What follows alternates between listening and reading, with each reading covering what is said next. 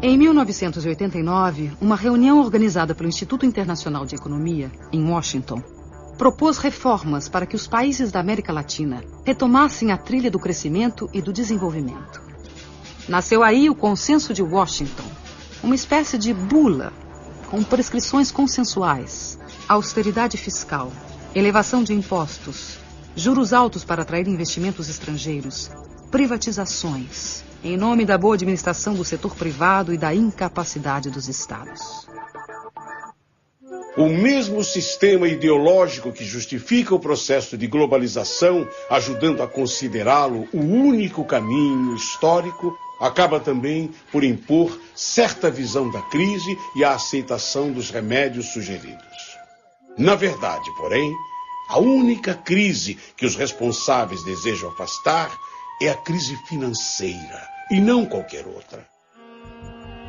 O Consenso de Washington representou para a América Latina um fruto envenenado.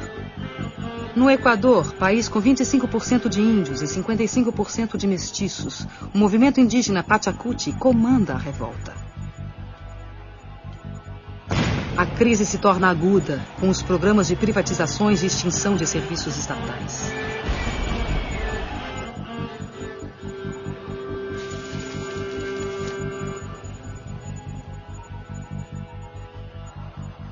Em janeiro de 2000, a completa dolarização da economia provoca um grave levante popular que termina 15 dias depois com a queda do presidente.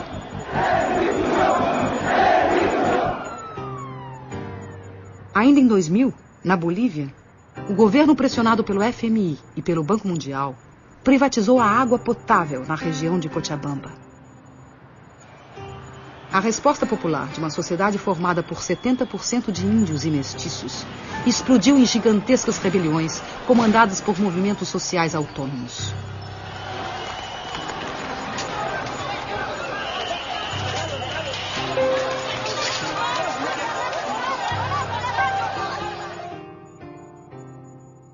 O governo perdeu o controle e reagiu como de hábito.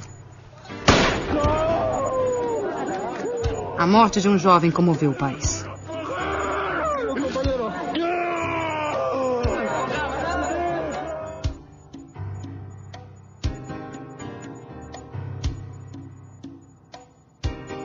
A pressão popular obrigou a desprivatização da água. A decisão e a luta de homens, mulheres, niños e ancianos de todo o povo de Cochabamba. Este es un primer paso que se ha dado, muy pequeño pero importante, de la significación que tiene la democracia. Muchos habíamos pensado que la globalización nos había quitado esa capacidad de poder unirnos, de poder organizarnos, esos sentimientos de solidaridad que la gente tuvo antes, en el pasado, cuando nos contaban sus viejas luchas, nuestros papás y nuestros abuelos. Em seguida, de setembro a dezembro de 2000, mais de 70 pessoas morreram na luta pelo controle do gás e petróleo. Exigíamos la nacionalización e industrialización de nuestros hidrocarburos. Pero como actualmente la clase política que está en el gobierno no nos hicieron caso.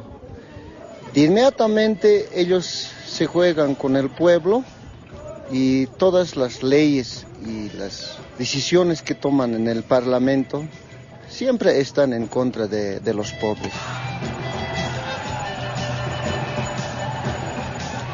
Nosotros tenemos un lema. Ese lema es el alto de pie, nunca de rodillas. Mira, el kilo de 10 kilos aquí nos está vendiendo a 25 bolivianos y allá a 60 centavos de dólar dice que venden en bruto. Y eso no es justo, señorita periodista, que nos haga de esta manera. Más al contrario, deberíamos de tener nosotros el gas a bajo precio para los bolivianos y para los extranjeros.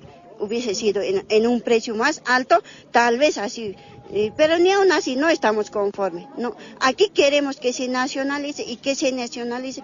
Eso es lo que queremos nosotros. A economia da Argentina foi destruída pela política da ditadura militar e destroçada pelos experimentos do neoliberalismo. Antes la competencia era insuficiente. Teníamos productos buenos, pero muchas veces el consumidor debía conformarse con lo que había sin poder comparar.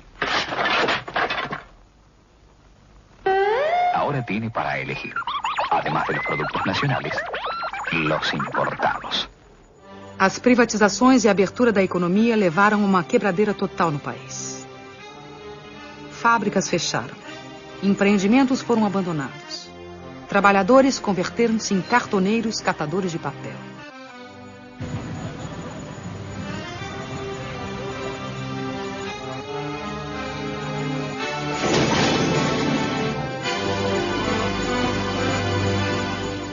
O panelaço no final de 2001, que derrubou 3 presidentes da República em 2 semanas, levou às ruas cidadãos da classe média, que da noite para o dia, pela desdolarização da economia, tornaram-se os novos pobres do país. Estamos llenos de canallas, atorrantes, vendepatria, sinvergüenza.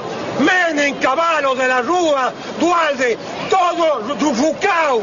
Es peor que lo que han hecho los bancos extranjeros. Porque estos tipos han vaciado las empresas argentinas y han dejado sin trabajo a los argentinos que se están muriendo de hambre, querido. Los argentinos tienen que hacer conciencia y estar en la Plaza de Mayo y no salirnos de allí mientras no echemos a todas estas ratas salvajes que están usurpando el poder. Son asesinos, igual que Dualde, son narcotraficantes, ladrones y todo lo que ustedes le puedan agregar, porque han destruido jubilados, familias completas, desocupados y a los trabajadores, a todos han destruido, le han robado los ahorros, así como me los robaron a mí, le robaron a todo el mundo, no tienen vergüenza, son una vergüenza mundial. No Brasil, a privatização de grandes estatais gerou protestos isolados. O país entrou às cegas na modernidade. A ilusão da moeda forte e do consumo fácil anestesiou a população. Para o economista Joseph Stiglitz, Prêmio Nobel de Economia e economista-chefe do Banco Mundial entre 1997 e 2000, esse receituário violento não provém de análise econômica, mas de postura ideológica. The Washington Consensus was neither necessary nor sufficient for growth. There were countries like Bolivia that seemed to follow all the dictates of the Washington Consensus. They said, we felt the pain, when do we get the gain? And they waited, and they waited, and they waited, and they're still waiting. And then there are countries like China that did not follow the Washington Consensus, and they've grown and grown and grown. Agora, essa história que os Estados Nacionais estão diminuindo a importância é uma história da carochinha que os países ricos nos contam. Porque o Estado Nacional, por exemplo, norte-americano, vai muito bem, né? Inclusive, digamos, bem do ponto de vista de força do Estado, com gastos militares como nunca houve antes, né? Com um empenho direto, digamos assim, dos agentes comerciais do governo americano para defender os interesses das empresas norte-americanas, o que é normal, aliás, né? Então, agora aí eles nos dizem, não, o Estado não tem importância, quer dizer, não estou dizendo que eles norte-americanos, mas esses pensadores da globalização muitas vezes nos dizem isso. Isso é que, digamos, crê quem quer ser enganado.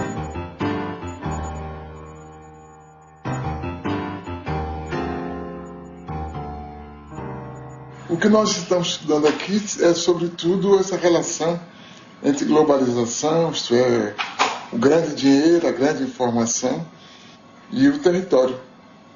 O território como matriz da vida social, econômica e política. A Boeing, maior montadora de aviões do mundo, é bom exemplo do fornecimento em rede planetária. O modelo 777 recebe componentes de 322 fornecedores em 38 países. E suas 3 milhões de peças, do rebite à turbina, são fabricados por 1.700 intermediários em 37 nações.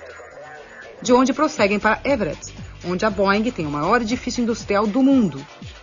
Na montagem final, a Austrália fornece os lemes de direção e profundidade. O Canadá, a parte posterior das asas. O Reino Unido, os computadores primários de voo. O Japão, os lavatórios. E a Embraer do Brasil, uma peça do leme vertical. As grandes empresas são esse centro frouxo do mundo e que, escapando ao controle dos estados e que, se distanciando de uma relação mais obrigatória com os territórios, acaba por lhes permitir uma ação sem responsabilidade. As grandes empresas não têm responsabilidade social, não têm responsabilidade moral, sobretudo, e é por isso que desorganizam os territórios, tanto socialmente como moralmente. O filme Corporation, dos cineastas canadenses Mark Akbar, Jennifer Abbott e Joel Beckham, denuncia a exploração de mão de obra no terceiro mundo. Trata-se de uma divisão internacional de trabalho injusta e desigual. Distribuição de mais pobreza para os pobres e concentração de mais riqueza para os ricos. A Nike transferiu sua produção industrial para países onde não há limites para a exploração de mão de obra. Contabiliza o tempo de trabalho de seus funcionários em frações de segundo. Assim, mascara os verdadeiros valores dos salários pagos. O diretor do Comitê Nacional do Trabalho norte-americano, Charles Kenahan, denuncia a divisão do trabalho na globalização, que distribui migalhas mundo afora enquanto elimina empregos nos Estados Unidos. To make this stuff concrete as possible, we purchase all of the products from the factories that we're talking about. This shirt sells for $14.99, and the women who made the shirt got paid 3 cents. Liz Claiborne jackets made in El Salvador. The jackets are $178, and the workers were paid 74 cents for every jacket they made. Alpine car stereos, 31 cents an hour. De fato, para a grande maioria da humanidade, a globalização está se impondo como fábrica de perversidades. O desemprego crescente torna-se crônico.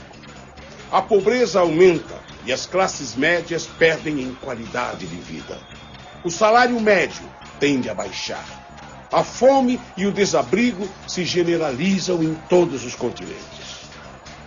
A fila na Marquês de Sapucaí, no Rio de Janeiro, não é para assistir a nenhum desfile de escola de samba, mas simplesmente para conquistar uma vaga para a gari da empresa pública de coleta de lixo da cidade. A abertura dos portões revela a angústia dos que lutam por um emprego estável e seguro nesta globalização, onde os de baixo, a cada dia que passa, trabalham mais com menos direitos.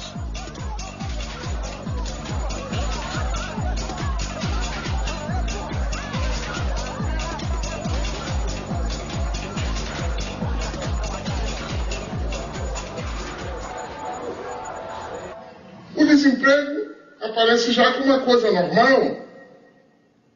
Os arautos da globalização e o aparente Estado explicam que o desemprego é uma condição para chegarmos a mais globalização. Por conseguinte, soframos. Aumentam também o número de pobres. Há mais 600 milhões de pobres hoje do que em 1960. 1,5 bilhão de pessoas ganham menos de $1 por dia. E diante disso, a pobreza é tratada com naturalidade. Alô, amigo, alô, chefia. Seu futuro não pode ser decidido à revelia. Lembra daquele tempo em que seu salário ainda valia mais ou menos 50 anos, eu diria. Alô, amigo, alô, chefia. Seu futuro não pode ser decidido à revelia. Se o presente é omisso, aí fica difícil. Tem que botar a mão na massa, dar um jeito nisso. A humanidade se divide em 2 grupos. O grupo dos que não comem e o grupo dos que não dormem, com receio da revolta dos que não comem. Josué de Castro, em Geopolítica da Fome.